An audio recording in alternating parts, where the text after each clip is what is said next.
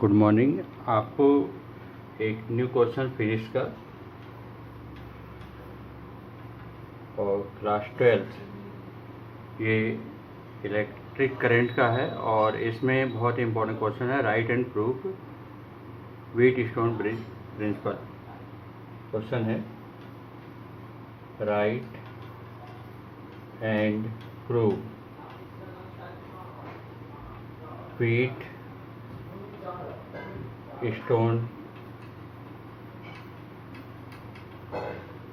Bridge principal.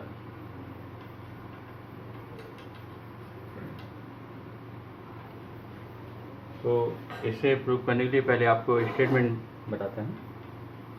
Statement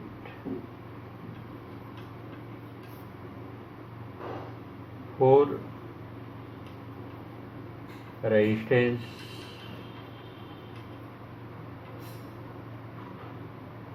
P Q R S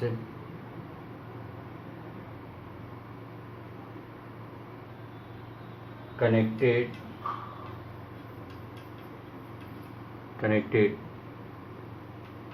in electric closed circuit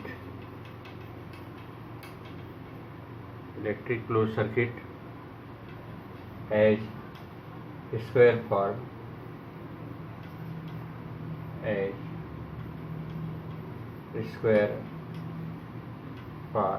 ये जो four resistance है ये square form में कनेक्टेड है। Square form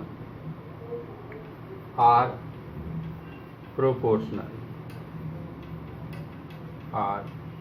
proportional on zero deflection of galvanometer, zero deflection of galvanometer.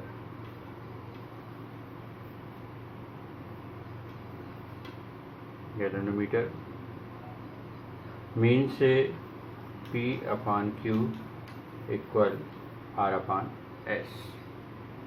This is Wheatstone bridge principle. Now we have to prove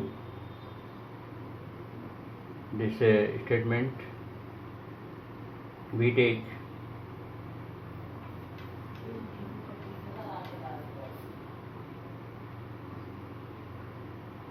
first आप ऐसा करेंगे, ये 4 पॉइंट मार्क कर लीजिए पहले समझने के लिए, और इसमें आप इस तरह से मार्क करेंगे।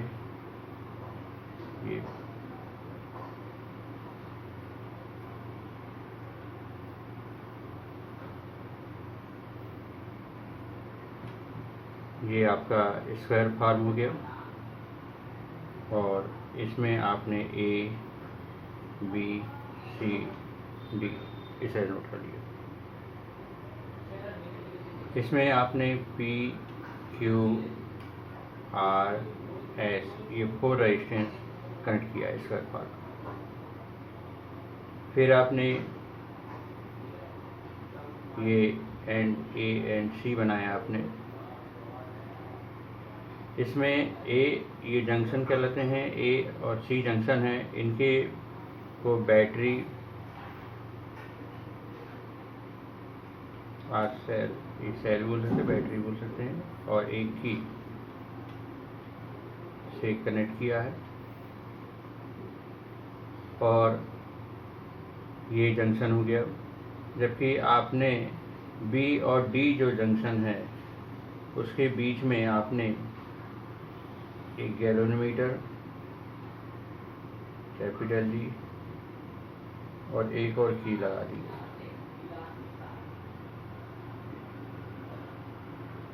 एक और की कनेक्ट कर दिया हमने। ये बैटरी भी है, यह सेल। यहाँ से करंट पास होगा, मेन करंट I। ये I करंट यहाँ से डिस्ट्रीब्यूट होगा, डिवाइड हो जाएगा I1 यहाँ I2, इधर I3 और यहाँ I4। ये डायरेक्शन बना दिया आपने।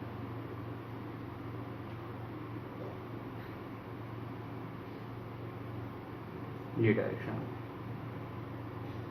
और इस डायरेक्शन के बाद आपने इसको ऐसे डायरेक्शन किया। ये I3 आप यहाँ भी लिख सकते हैं, ये आप एक लूप का डायरेक्शन दे दिए यहाँ पर, ये लूप का डायरेक्शन। करंट I डिवाइड से from I1 and I3, this is I3. Now this circuit, Wheatstone-Bridge principle main circuit diagram. Here through 4 resistances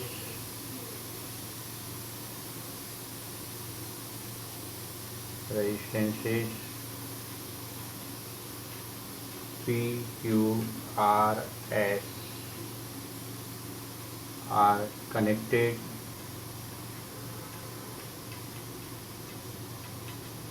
in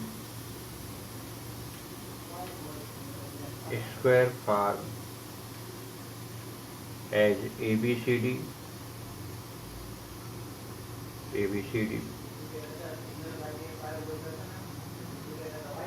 Cell and key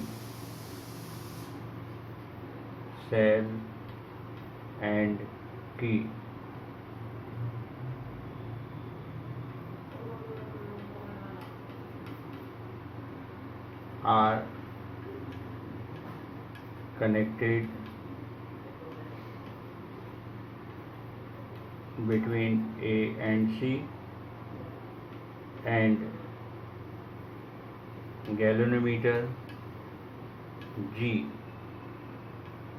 and another key K1 are connected between B and D.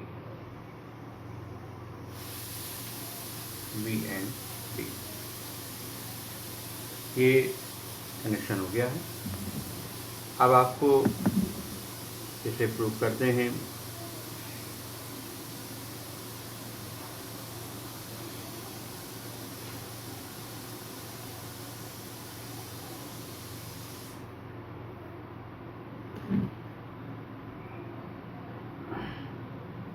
यहाँ से कर रहे हैं अब इसके आगे।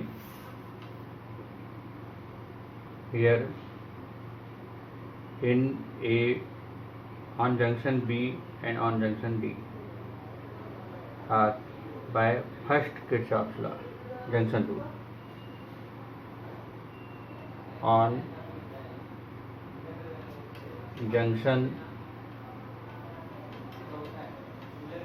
B by first law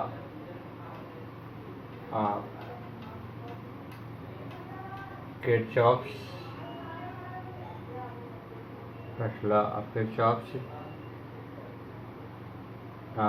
sum of all coming currents to a junction is equal to sum of all leaving currents from same junction, equal है होते हैं ये। तो यहाँ इस B पॉइंट पर I1 current is coming and IG current here, IG current, this is IG current, and I2 current are going from B junction. So we write I1 equal IG plus I2. I1 current यहाँ पर आ रहा है और IG और I2 यहाँ से जा रहा है, इसलिए I1 जो है वो I2 और IG के सम के इक्वल है।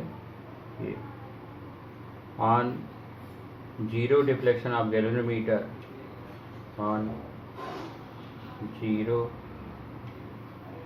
Deflection of galvanometer IG equal 0,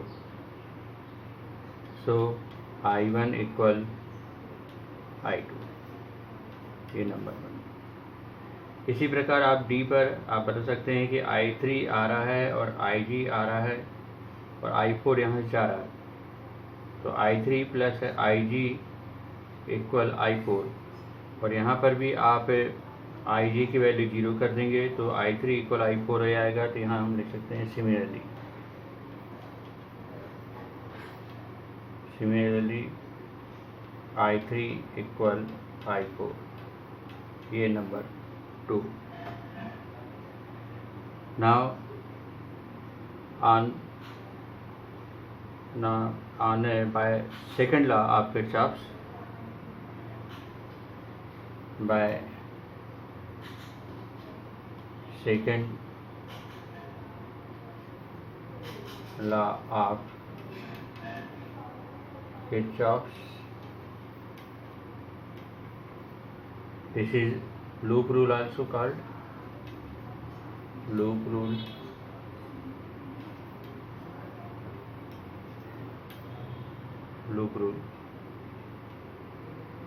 and we observe ABDA loop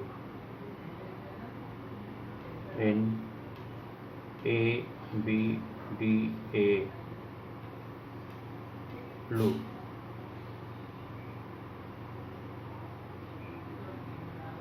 अब इसमें आप देख रहे हैं कि करंट A से B जा रहा है और B से D जा रहा है।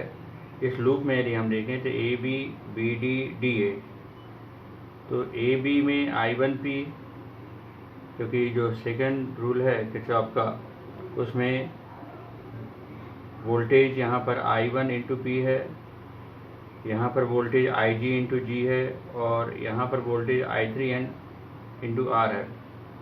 तो ये इस डायरेक्शन जो हम ऐसा वॉच करते हैं तो ये तो प्लस हो जाएगा, पर ये इसके अपोजिट में आ रहा है इधर से, ये I3 करंट, तो ये माइनस में चला जाएगा। तो यहाँ पर हम लिखेंगे I1P plus IGG minus I3R and equal 0, क्योंकि टोटल EMF यहाँ पर कोई सेल नहीं है, यहाँ पर कोई बैटरी कनेक्ट नहीं है, इसलिए टोटल EMF जो है इसका 0 है। क्योंकि ये करंट और रेजिस्टेंस है, इसका प्रोडक्ट पोटेंशियल डिफरेंस इक्वल होता है, V इक्वल RI जानते हैं हम, तो ये रेजिस्टेंस R जैसा है और ये करंट है, तो ये वोल्टेज है, तो ये भी एक वोल्टेज हुआ है, ये भी एक वोल्टेज है और ये भी वोल्टेज है। और ये जो वोल्टेज है टोटल वोल्टेज, मतलब यहाँ जो EMF है वो कुछ नहीं है, यहाँ पर कोई सेल बैटरी कनेक्ट नहीं है, इसलिए टोटल EMF 0 रहेगा, तो यहाँ मैंने 0 लिखा है।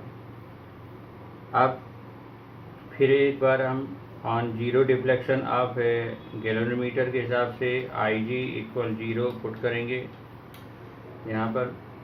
तो जैसे हम यहाँ पर IG की वैल्यू 0 रखेंगे तो I1P और यहाँ पर IG की वैल्यू 0 इंटू G और ये I3R का इस तरफ ट्रांसफ़र कर दीजिए आप, ये I3R का ट्रांसफ़र कर दिया गया है, तो I1P इक्वल I3R, इसको आप नंबर 3 दे दीजिए आप। इसके बाद ये नंबर 3 हो गया है, और 1 और 2 में हम देख चुके हैं I1 इक्वल I2 है और I3 इक्वल I4 है। तो इसी प्रकार आप इस लूप में देखेंगे BDCB लूप में, यहाँ पर देखते हैं तो